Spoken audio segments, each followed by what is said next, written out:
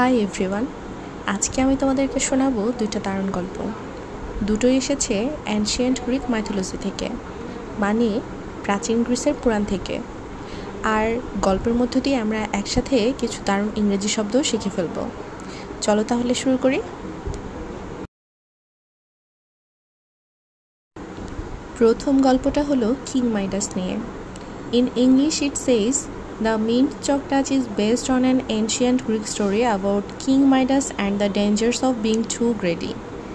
মানে the mint Chak touch গল্পটা একটা প্রাচীন গ্রিক রাজা মাইডাসের গল্পের উপর ভিত্তি করে লেখা, যেখানে অতিরিক্ত লোভী হওয়ার বিপদ দেখানো হয়েছে।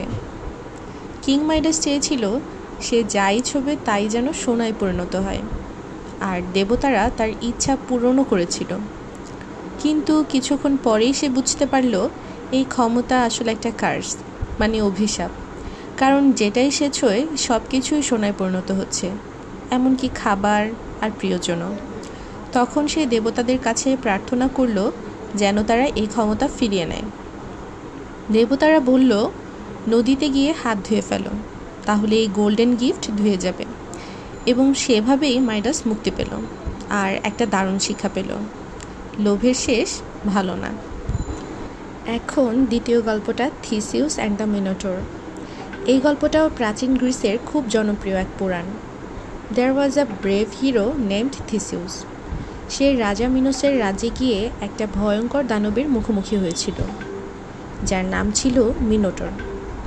মিনোটর ছিল হাফ ম্যান অ্যান্ড হাফ বুল, মানে অর্ধেক মানুষ আর অর্ধেক ষাঁড়। আর সে থাকতো একটা ভয়ঙ্কর আন্ডারগ্রাউন্ড মেজে।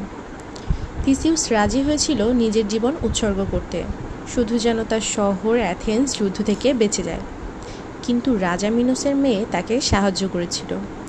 সে gave him a sword and a ball of string, মানে একটা তলোয়ার আর সুতোয় মোড়া বল দিয়েছিল।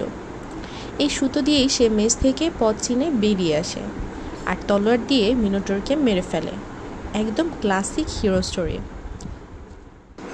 তাহলে এখন প্রশ্ন হলো, আজকের পৃথিবীতে যদি দ্য মনস্টার মেজ নামে একটা গল্প হয়, তাহলে রূপমায়ের রাজ কি পারবে মিনোটরকে খুঁজে পেতে? Let's see that in the next story.